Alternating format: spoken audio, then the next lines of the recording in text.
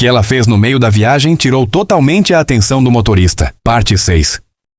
Me abri toda lá, ele mandou ver. Tô achando interessante essa história, galera. Ó. Nós dois loucura. aqui dentro do carro também, ó. Será? Será? Foi uma loucura, uma rapidinha muito gostosa. Tem umas rapidinhas que são muito gostosas, né, Vinho? Eu não sei, eu preciso... O que vocês acham, galera? Eu sou daquele tipo que eu sou igual o Santo Tomé. Só